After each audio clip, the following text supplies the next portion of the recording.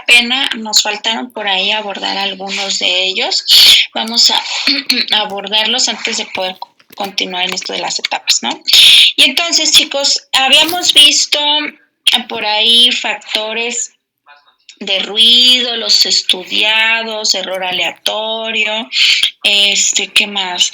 Pero me parece que niveles, tratamientos, ¿no? Entre otros, ¿no? Pero no habíamos mencionado esta cuestión de la aleatorización, la repetición y el bloqueo, me parece, ¿no? Si no, ya ustedes me dicen, sí, sí lo vimos y le avanzamos. No, ¿verdad? Ok, gracias. Y entonces aquí, como ya sabemos, en nuestros experimentos vamos a tratar fenómenos que sean observables y repetibles, ¿no? Eso es indispensable, ¿verdad? Si no puedo repetir, no puedo hacer el diseño de experimentos, ¿verdad? Si no puedo observar, menos, ¿no?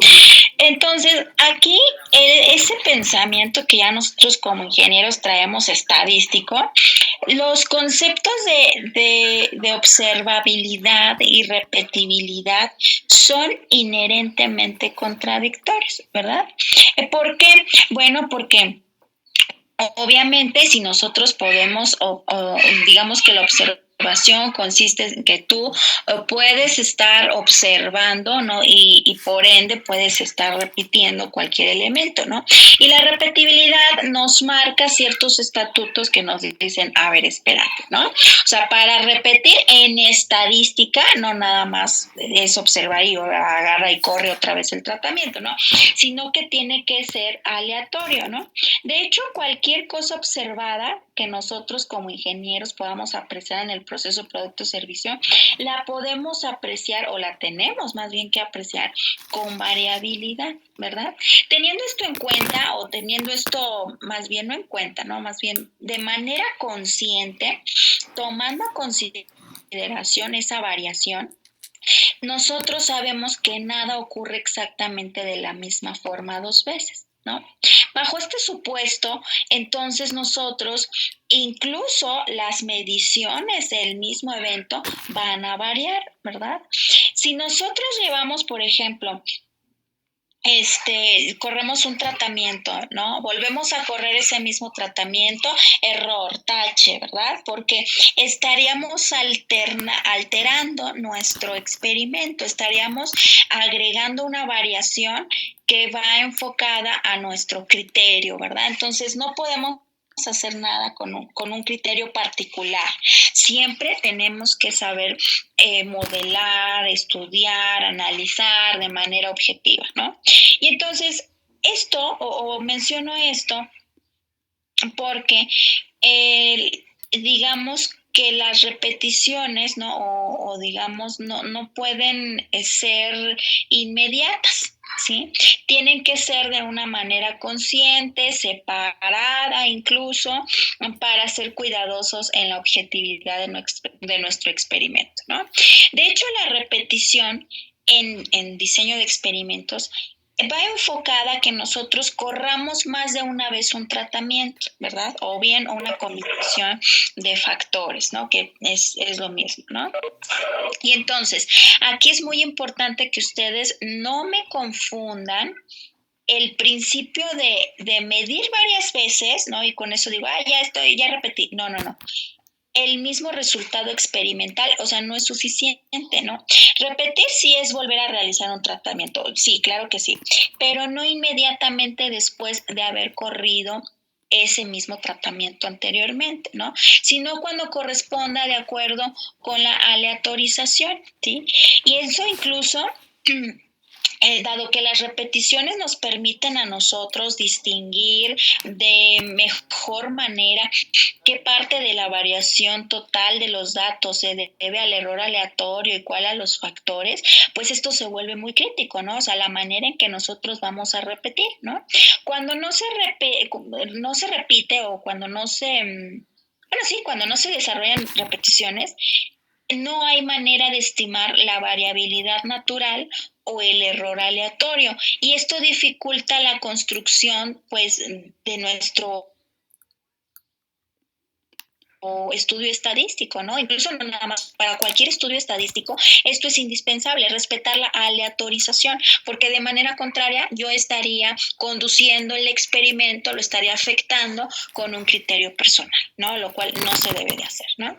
Entonces, para esto hay que entender que esa aleatorización, que ustedes ya lo saben, ¿no? Eso, pero vamos a refrescar un poco el concepto, ¿no? La aleatorización va a consistir en que nosotros, ¿no? Más bien en que nosotros realicemos las corridas de los experimentos, pero en orden aleatorio, ¿no? ¿Y qué es aleatorio? Bueno, al azar, ¿no? Y con el material también seleccionado de manera aleatoria, ¿no? O sea, no puedo decir, ok, voy a tomar estas piezas de las 9 de la mañana, voy a tomar otro montoncito en 2 horas, voy a tomar otro montoncito a las otras 2 horas. No, ahí eso sería erróneo, dado que estoy alterando esa aleatorización o ese azar, indicando que cada 2 horas yo voy a tomar muestras, ¿no? Entonces, eso me va a implicar una variación. ¿Sí? Y eso no sería viable ni para la repetición ni para la propia aleatorización, ¿verdad? Entonces, este principio, ¿no? Ustedes creo que ya llevaron, más bien sí, ya llevan probabilidad estadística, ¿no? Es de las primeras. Entonces, ¿saben que este principio aumenta la probabilidad de que el segundo o de que el supuesto de independencia de los errores se cumpla?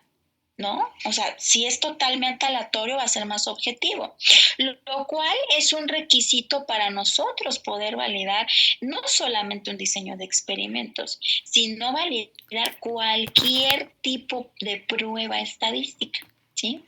También, obviamente, con esto del azar, pues digamos que es una manera de asegurar que esa pequeña variación que se presenta, provocada por materiales, equipos o algunos factores incluso de ruido, pues se repartan de manera homogénea en todos los tratamientos, ¿no? Por ejemplo, imagínense, algo que recaería en el incumplimiento, ¿no? O violación de este principio de la autorización, pues se manifiesta cuando el resultado obtenido en una prueba está muy influenciado por la prueba inmediata anterior. Por eso cuando llevamos a cabo nuestras repeticiones, no es de, ya corrí uno, a ver, vuélvelo a correr, o sea, no, ¿verdad?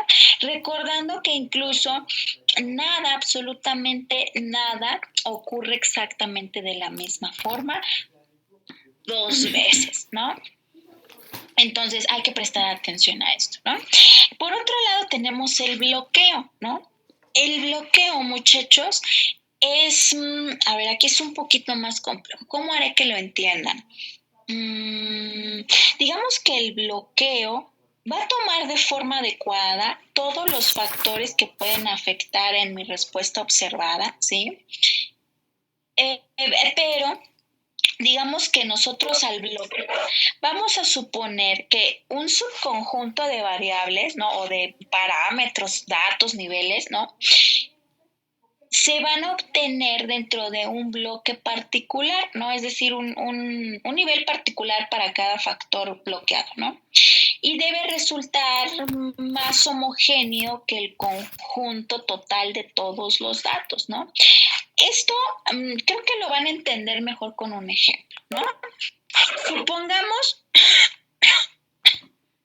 Supongamos que tenemos, digamos que vamos a comparar 3 máquinas, ¿no?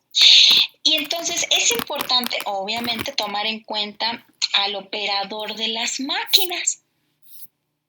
En especial si nosotros creemos que la habilidad o el conocimiento o la maniobra, ¿no? Digamos, la experiencia que tiene ese operador, los operadores, ¿no? Pueden influir en nuestro resultado, ¿no? Que es obvio que sí, ¿no? Entonces, una posible metodología o estrategia, ¿no?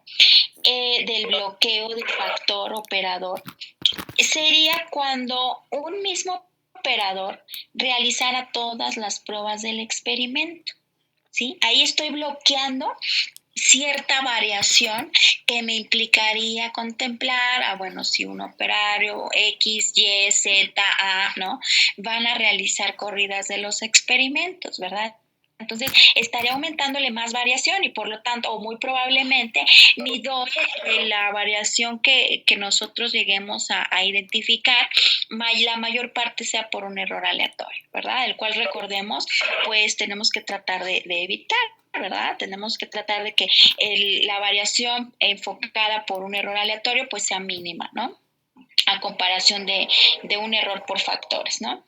Entonces, aquí lo que estoy haciendo es precisamente bloqueando, ¿verdad? Bloqueando esa parte, pues, o esa variable, ¿no? Al nada más englobarlo a que un solo operador realice todas mis corridas o todas mis tratamientos que yo voy a realizar o a desarrollar en mi experimento, ¿no? Sin embargo, ¿sí? Ay, perdón, que la interrumpa. Por ejemplo, bueno, ahorita me está diciendo que sería recomendable que un solo operador realice todos mis experimentos. Por ejemplo, no necesariamente. No, aquí nada más es para explicarles qué es el bloqueo. Ah, ok. Bueno, es que ahí... Sí, dime. Ahí, por ejemplo, mi duda podría ser que sí ve que cuando realizamos mediciones, a lo mejor en el aspecto de, no sé, tiempos y movimientos, nos mencionaban que el operador, como por decirlo así, no se diera cuenta que se estaba realizando el experimento o la medición porque tendían a cambiar su forma de trabajar habitual. Ese es otro, eso sería un error aleatorio, ¿no? Bueno, sería parte de un error aleatorio y sería un factor de ruido. O sea, tú no puedes controlar, forzosamente al tomarle datos a los operadores, tú tienes que estar ahí supervisándolos, ¿sí? Entonces, es un factor de ruido que tú no puedes controlar. O sea, tú no, aunque le digas al operador, oye, pero tú hazlo como habitualmente lo haces, no te preocupes, simula que yo no estoy aquí, ¿no? O sea, el operador sabe que estás ahí, ¿no? Entonces, es un factor de ruido, ¿no? No necesariamente esto tiene que ver con el bloqueo, ¿no?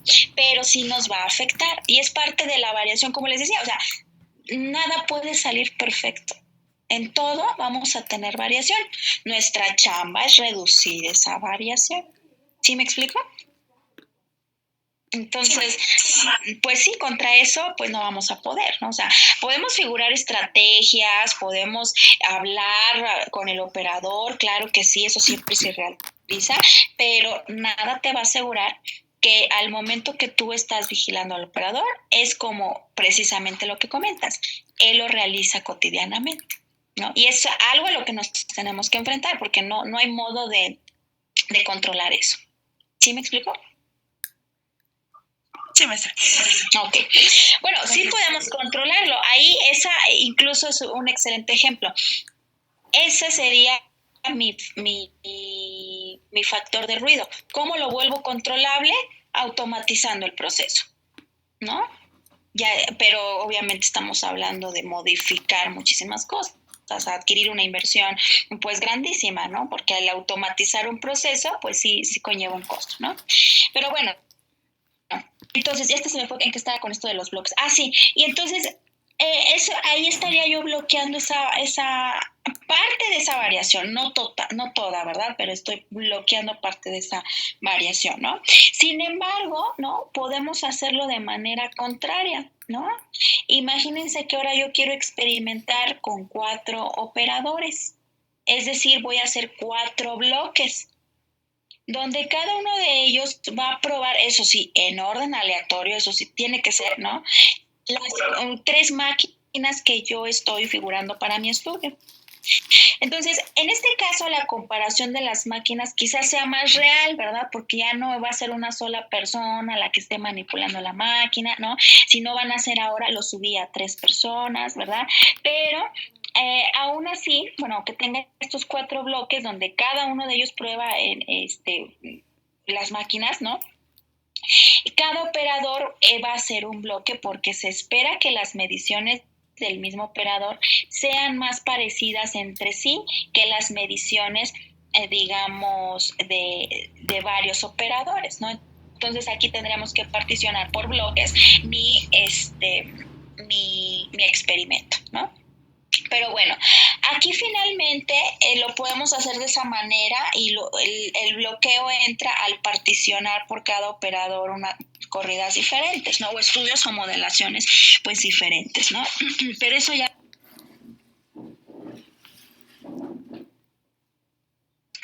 Perdón, le moví aquí al silenciador. Ya dependería de la naturaleza o tipo del proceso que nosotros estemos estudiando, ¿no? Y bueno, muchachos, aquí es importante también conocer las etapas. Ahora sí ya terminamos. No, perdón. Bueno, la matriz de diseño la vamos a explicar ahorita avanzando en las etapas. Nada más que mi compu ya como que se trabó y ya no me... Ahí está, ¿no? Las etapas del diseño de experimentos. Habíamos abordado, digamos, los pasos, ¿no? De cómo en la industria normalmente se desarrolla el DOE, ¿no? Incluso contemplando cierta burocracia, ¿no? Aquí ya es la forma genérica de nuestro estudio o de nuestro... ¿cómo podríamos decir? Bueno, sí, de nuestro diseño de experimentos, ¿no? Y entonces, la primera, es aquí entender y delimitar.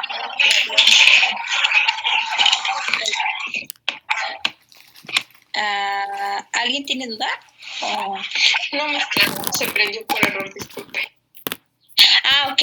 Bueno, entonces continúan, que estaba hacia la primera etapa del diseño de experimentos, ¿no? Tenemos que entender y delimitar el problema que va a ser objeto de estudio, ¿no? En esta etapa de planeación, nosotros debemos hacer investigaciones preliminares, ¿sí? Recuerdan cuando les mencionaba, ¿no? Cuando trabajaba en la consultoría siempre destinábamos pues un tiempo a investigar la línea, ¿no? A familiarizarnos con el proceso, sobre todo cuando somos externos, pero también siendo internos es necesario prestar este tiempo, ¿no? Para que nos ayuda o nos conduzca a entender el proceso, ¿no? Y obviamente a delimitar nuestro problema o a delimitar nuestro punto de mejora o cualquier elemento que sea objeto de estudio, ¿no? De tal forma que a nosotros como ingenieros nos quede claro, bueno, ¿qué vamos a estudiar? ¿No? ¿Por qué lo vamos a estudiar? ¿Para qué lo vamos a estudiar? ¿Por qué es importante? ¿Qué esperamos obtener? Etcétera, ¿no? Y si es un problema, ¿cuál es la magnitud, pues, del mismo, verdad? Aquí es muy importante, por ejemplo, y les voy a contar estas anécdotas porque es importante para que ustedes sepan a lo que se enfrentan y lo que deben y lo que no deben de hacer, ¿no? Yo recuerdo en la consultoría, ¿no? Siempre, nunca, o sea, obviamente como éramos externos en el momento de realizar un DOE, entramos a la empresa y siempre nosotros teníamos una etapa de preparación, ¿no? Esta etapa de preparación era precisamente la etapa 1 de diseño de experimentos para nosotros, ¿no? Investigábamos el proceso, ¿no? Siempre nos daban un recorrido, siempre ahí el encargado nos explicaba el proceso y nos decía está así, asá, funciona de esta manera y bla, bla, bla, ¿no? Pero nunca nos fiábamos solo de esa explicación, ¿verdad? Porque si no, imagínense, yo estaría, si me hubiera o nos hubiéramos basado solamente en la explicación que en ese momento nos daba el ingeniero, estaría sumando otra variación a mi estudio y otra variación enfocada a un error aleatorio, que no se debe de hacer, ¿no? Entonces, ¿por qué no nada más nos fiábamos en la explicación, ahí el recorrido que nos daban los ingenieros, ¿no? Porque nada nos aseguraba que ese ingeniero tuviera totalmente todo el conocimiento del proceso, ¿no? Y lo comprobábamos, ¿no? Ya una vez que estábamos ya en marcha con el DOE, comprobábamos, oye, pues es supervisor y no conoce esto, ¿verdad? O, oye, es gerente y cómo puede ser que no conozca esto otro, ¿no? Entonces, por eso nosotros nos tomábamos la tarea de llegar a la empresa, sí, nos daban el recorrido, la explicación, ¿no? Y todo, pero siempre le decíamos a la empresa, necesitamos un not break, ¿no? Para nosotros el not break, o bueno, en la empresa, significa tiempo a solas, ¿no? Ese tiempo a solas, ¿no? No es literal que está solo, ¿no? O sea, ese tiempo a solas es para que la compañía nos diera autorización de andar por el proceso. Así, andar literal. ¿No? Entonces, al andar, nosotros investigábamos el proceso, entrevistábamos ahí a los trabajadores, ¿no? Observábamos, principalmente observábamos, ¿no? Había ocasiones en las que literal nos quedábamos como estatuas ahí viendo durante media hora cómo corre el proceso para lograr, o sea, y no nada más estábamos ahí divagando, ¿no? O sea, obviamente estábamos ahí observando y nuestra mente estaba analizando, a ver, esto entra, esto sale, esto se mueve, esto no se mueve, a ver, ya vino el de mantenimiento, a ver, ¿por qué vino el de mantenimiento? No, el de refacciones, ¿qué vino el de refacciones? A ver, ya se recargó este fulano en la máquina, a ver, ¿por qué se recargó? ¿De qué manera? A ver cómo salieron las cosas. Todo, o sea, no hay cuestionamientos tontos, ¿no? Más bien, ahí, si dejamos pasar, entonces eso sí no nos sumaría para nada a nuestro diseño de experimentos. Entonces teníamos que prestarle atención hasta si una mosca se paraba ahí, ¿verdad? De verdad, se los juro, ¿no? ¿Por qué? Porque absolutamente todo nos implica una variación, ¿verdad? Y entonces, que hoy hace frío, que hoy hace calor, también era importante, ¿verdad? Que, a ver, que el operario ya llegó de comer, a ver, entonces tómame la medida de esta pieza, ¿no? A ver, ¿cómo sale después de que vino a comer, ¿no? Entonces, así, de todo, absolutamente, no se imaginan cuánta pericia hay en esta primera etapa, en entender y delimitar el problema, ¿no? Y es ahí donde nos dábamos cuenta de que si solamente nos hubiéramos basado en la explicación, en el recorrido que nos daban de primera mano, pues no hubiera sido suficiente, ¿no? Y bueno, en punto número 2, ¿no? Dice, elegir las variables de respuesta que serán medidas en cada punto del diseño y hay que verificar que se mide de manera confiable, ¿no? Es decir, aquí tenemos que seleccionar las variables que vamos a considerar, ¿no? Y obviamente si hiciste bien la primera etapa, la segunda está regalada. Si no hiciste bien la primera etapa, en la segunda vas a tener ahí complicaciones, ¿no? Entonces, aquí obviamente digamos que vamos a identificar esas variables críticas, ¿no? En las cuales es vital que nosotros identifiquemos como parte de un proceso, ¿no? Ya que en ellas se van a ver reflejadas, como lo explicamos el día de ayer, ya una vez procesadas o alteradas, pues vamos a buscar nuestra variable de respuesta, ¿no? O en ellas van a estar reflejadas los resultados de nuestras pruebas. Entonces, para eso nosotros debemos elegir aquellas que mejor reflejen la problemática, la variación o alteración en nuestro sistema o nuestro proceso, ¿no? Y que obviamente nos ayuden a caracterizar el objeto de estudio, ¿no? Además de que nosotros también tenemos que tener confianza en que las mediciones que se obtengan sobre ciertas variables, ¿no? Ahí está, sobre ciertas variables, pues obviamente sean confiables, ¿no? En otras palabras, para no hacérselos como muy crítico, ¿no? Nosotros debemos de garantizar que los instrumentos, ojo, porque esto fue creo que derivado de una pregunta que me hicieron ayer, ¿no? Debemos de garantizar que nuestros instrumentos y nuestros métodos de medición son capaces de repetir y reproducir una medición. Sí, que tienen cierta precisión, pero también hay un error. Tienen cierta exactitud y hay una calibración que es necesaria, ¿no? Ayer me preguntaban, y si no fue en este grupo, de todas maneras les sirve, ¿no? Saberlo. Algo sobre si mi instrumento no estaba calibrado, entonces sí eso era un error aleatorio, ¿no? Mi respuesta es que ni siquiera debe de existir ese tipo de error.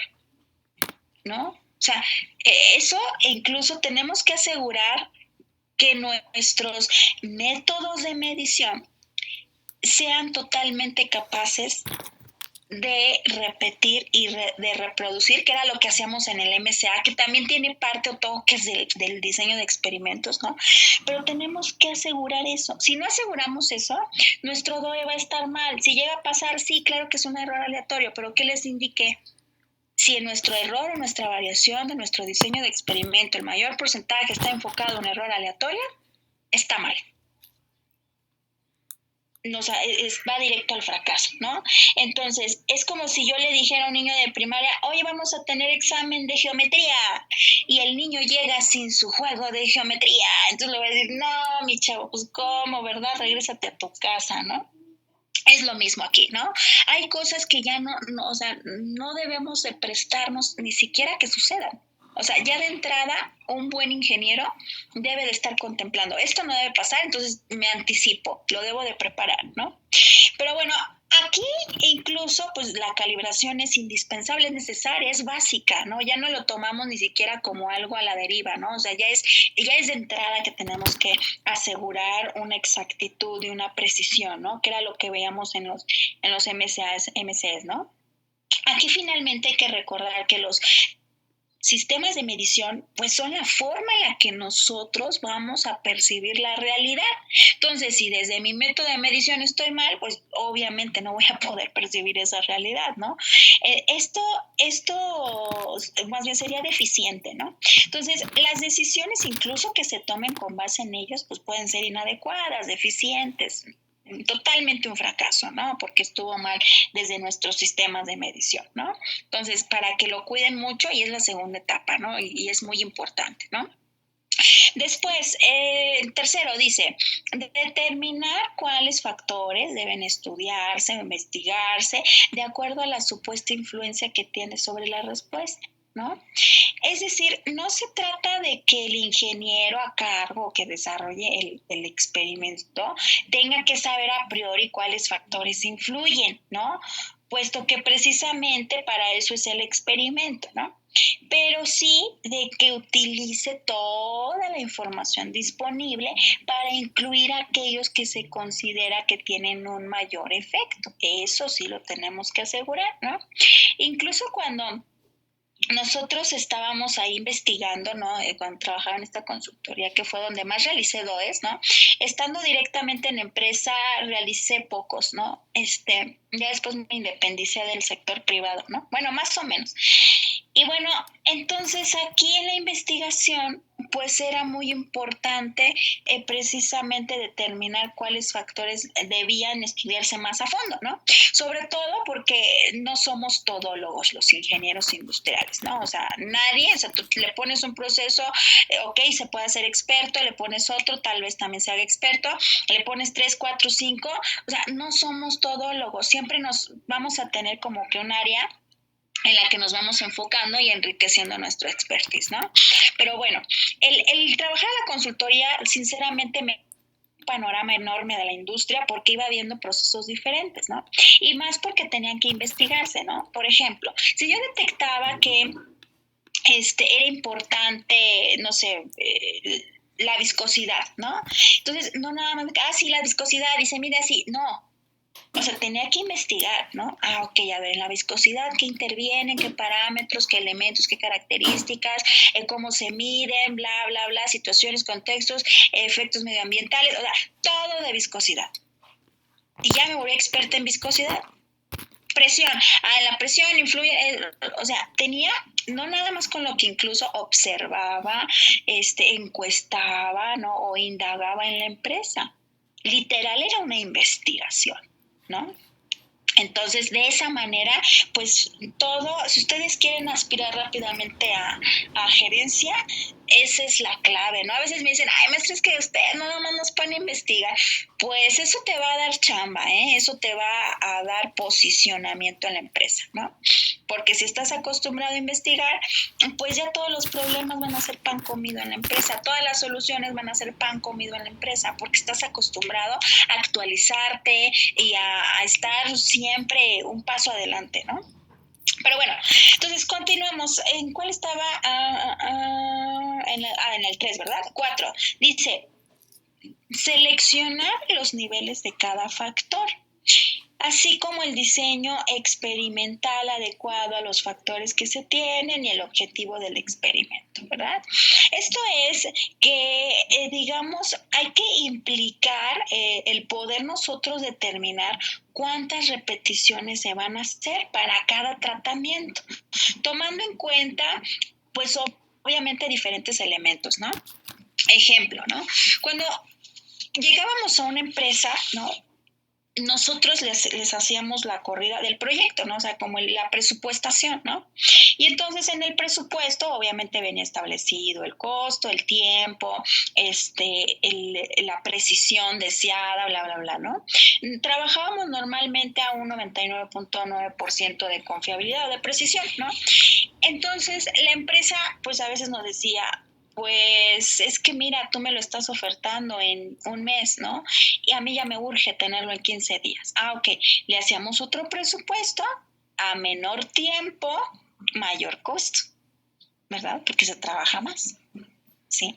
Entonces, hacíamos diferentes corridas, ¿no?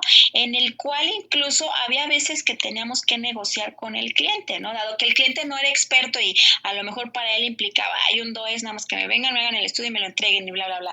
Y no es así, dado que ellos no son expertos, pues uno tenía que negociar, tenía que explicarles, hasta con peritas y con manzanas, ¿no?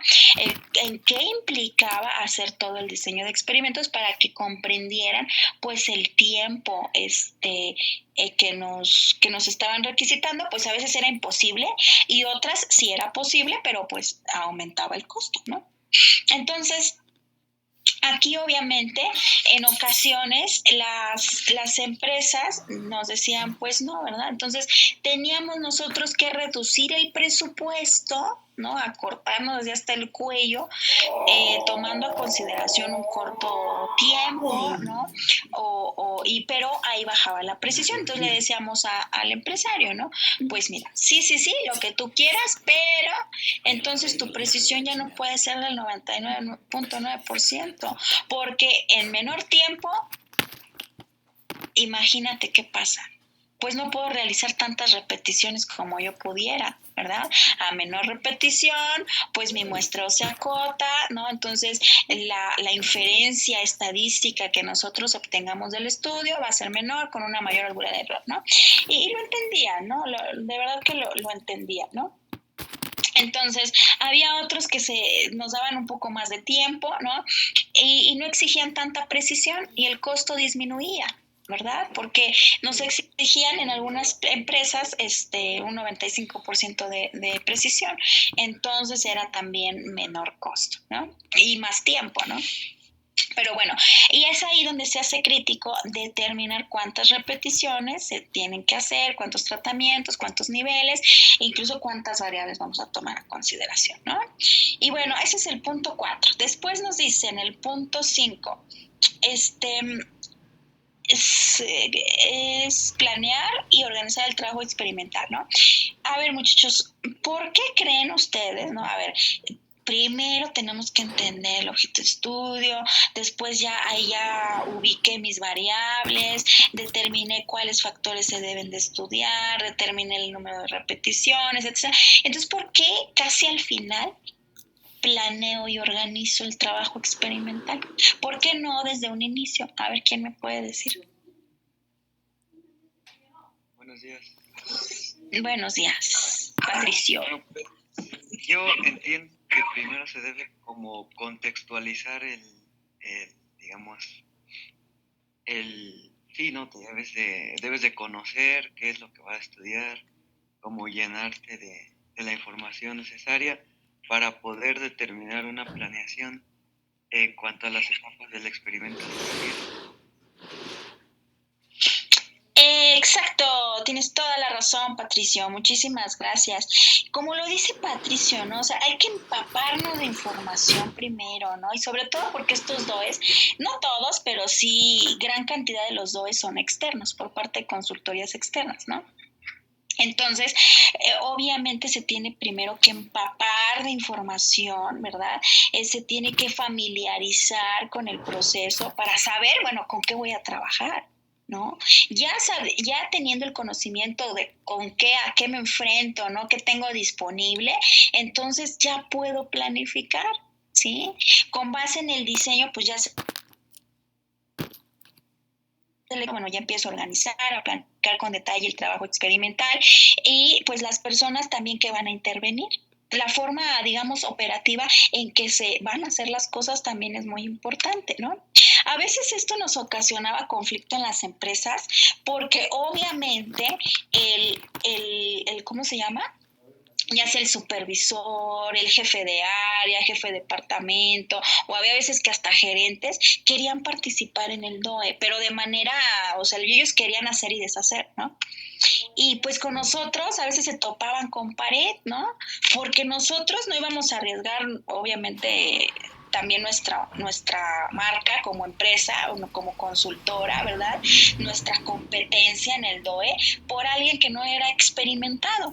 Entonces, cuando querían ya es que se portaban así, es que yo quiero y el gerente nos decía, es que tiene que estar presente el fulanito X, ¿no? Pues los entrevistábamos para indagar, ¿no? ¿Qué tanto sabían o qué tanto no sabían? ¿no? Y entonces a veces te dabas unas sorpresas porque, o sea, en la entrevista empezabas tú a indagar, ¿no? Y te dabas cuenta que ingenieros con 10 años de experiencia en esa misma empresa, híjole, o sea, no sabían cosas básicas, ¿verdad? Entonces, así como que, ¿qué onda, no? Ya nada más nos veíamos mi compañero y yo y decíamos, qué barbaridad, ¿no? Y quería gerencia o ellos mismos que los conjuntáramos en el experimento, ¿no? Y pues tache, ¿no? O sea, nosotros no dejábamos. ¿Por qué? Porque a veces ni siquiera te sabían hacer un MCA. Y esto me recuerda mucho a un supervisor del área de metrología en una empresa, el cual ese supervisor, al momento de entrevistarlo, le preguntamos, pues lo primero, ¿no? MCAs. A ver, MCAs, ¿sabes hacerlo? Sí, sí lo sé hacer, ¿no? Y nos dio como una definición del concepto, ¿no? Entonces, mi compañero me acuerdo que dijo, pues ya está, ¿no? Entonces sí, él nos puede ayudar, ¿no? O puede estar presente en el experimento. Yo le dije, no, hay algo que no me late, ¿no? Y le dije, este cuate nada más casi nos dio la definición de MCA. O sea, si te fijas, no nos dio especificaciones, ¿no? O cuestiones que me dieran fe de que realmente sabe realizar un MCA. Le dije, y mi compañero estaba, no, que sí sabe, ¿no? Y yo le dije, vamos a hacer una cosa, vete con él al laboratorio, hagan un MCA rápido de un instrumento básico, ¿no? Creo que lo hicieron en una máquina universal, no me acuerdo muy bien. Entonces se fue con él, ¿no? Yo me enfoqué a entrevistar a una ingeniera que tenía, ella me acuerdo mucho también de ella porque tenía doctorado y no sabía realizar DOE, entonces yo dije, tienes doctorado en estadística y no sabes realizar DOE, entonces ¿cómo, no? Pero bueno, entonces de ahí ya regresa mi compañero y ya nada más de verle la cara dije, tengo razón, ¿no? Y sí, así me lo hizo saber mi compañero, mi colega, me dice, ¿sabes qué? Este cuate no sabe realizar MCAs, ¿no? Yo lo tuve que realizar todo, etcétera, etcétera. Me dice, pero tiene un trabajador que es buenísimo, ¿no? Ven para que presentártelo y lo encuestamos a él, ¿no? El operador no tenía, creo que sí tenía la secundaria, ¿no? Tenía la secundaria, ¿no? Y nada más, ¿no? Pero era buenísimo, o sea, se lo sabía de memoria, ¿no? Entonces, quienes hacían los MCAs, el otro se quiso alzar el cuello y quienes los realizaba, pues era su trabajador, ¿no? Que no tenía ni la secundaria y se lo sabía así de memoria, ¿no? De hecho, esa persona era buenísima en cualquier máquina, instrumento de medición que le pusieras, que le hablaras, ¿no? Tenía una experiencia que de verdad, qué bárbaro. Y estaba súper joven el chico, ¿eh? De hecho, bueno, estaba porque hoy en día ya tiene, ¿cuántos años tiene Sergio? bueno, ya está más grande, ¿no? Y está estudiando su ingeniería, ¿no? Porque yo después de ahí lo jalé, lo recomendé a que trabajara en Bombardier, lo aceptaron. En Bombardier yo como conocía al gerente que estaba en turno en ese entonces, ya ahorita ya lo cambiaron, lo aceptó y le dije que lo becara. Como en Bombardier le dan facilidad a sus trabajadores para que sigan estudiando, le dije pues que lo becara, que sí era un diamante en bruto casi, ¿no? Entonces que le convenía, ¿no? Y sí, ahorita ya está casi por terminar su ingeniería. Él se enfocó a ingeniería mecatrónica. Entonces, y es buenísimo, así, buenísimo, de verdad, ¿no? Pero bueno, entonces a lo que voy es de que hay que tener cuidado, ¿no? En esta etapa de planear al equipo de trabajo con el que vamos a contar, ¿no? Porque a lo mejor si tú eres muy bueno, pero tu equipo de trabajo no tiene la experiencia suficiente, no conoce bien el proceso, ¿no? Y depende hasta incluso qué nivel jerárquico le das de toma de decisiones en el experimento, pues puede orientarte al fracaso, ¿verdad? Entonces hay que ser muy cuidadosos, ¿no? Y celosos en este sentido, ¿no? Hay quienes pueden estar presentes o formar parte de tu equipo, pero casi nada más para que vaya a tomar datos, ¿no? Nada más, ¿no? Ya de ahí no pueden modificar o mover nada, ¿no? Pero bueno, eso ustedes ya lo irán palpando con su experiencia, ¿no? ¿Qué más? Después tenemos el punto 6, que ya es realizar el experimento, ¿no? Entonces, aquí sí, nada más como recomendación, hay que seguir al pie de la letra el plan previsto, ¿verdad? Para quienes realicen el plan, pues no hay problema, ¿no? Pero para los colaboradores, híjole, a veces sí hay que ser muy tajantes en que, o sea, esto es azul, ¿no? No es negro, no es blanco, es azul, ¿no? Ahora, esto es negro, o sea, no es gris, no es medio gris, no es medio negro, no, es negro, ¿no? O sea, seguir al pie de la letra el plan previsto, ¿no? Y en caso de alguno, obviamente siempre hay imprevistos, ¿no? Entonces, cuando se les presente a ustedes algún imprevisto, pues deben de determinar a qué persona se le reportaría y lo que se haría, ¿verdad? O sea, nadie puede tomar decisiones solo, ¿verdad? En un diseño de experimentos. Siempre se tiene que discutir, ¿no? Y obviamente tomar o analizar la mejor decisión, ¿no? Aquí, incluso dado que el pie se tiene que seguir, dado que la planeación se tiene que seguir al pie de la letra, dado que debemos determinar cuáles factores deben estudiarse o investigarse, es ahí donde sí me causa un poquito de ruido a veces cuando doy esta materia, ¿no? Porque yo les permito que generen datos aleatorios, ¿no? O que se los inventen, ¿no? Entonces es ahí donde a lo mejor algunos de sus ejercicios, la mayor parte de la variación puede presentarse o enfocarse por errores aleatorios, ¿no? Que a la vez esto es bueno para ustedes, ¿no? Para que sepan identificar, ¿no? Y que no todo sea un modelo perfecto, ¿no? Pero bueno, entonces, chicos, ¿dudas hasta aquí? Ay, Dios, ya se nos acabó el tiempo, ¿verdad? Casi, a ver, dejen quito la pantalla porque no veo el reloj. Ay, Dios mío, sí, son las 10:50. ¿Alguien tiene dudas, chicos? No, maestra, hasta ahorita No, maestra. Ok, muy bien. También, chicos, procuren abordar las dudas aquí en tiempo y forma en la ¿cómo se llama? En la clase, porque luego, sí, ayer, o sea, inmediatamente dejo de tener clases temprano los varios días de la semana y entonces yo me enfoco a hacer otras cosas y muchas veces les respondo ya tarde y luego hasta se enojan o no sé cuántas cosas, ¿no? Entonces, pues mejor hay que respetar los horarios de la clase, ¿no? Bueno, chicos, hasta aquí le vamos a dejar. Pasen un excelente día. El día de mañana tenemos... el día de mañana... es cierto.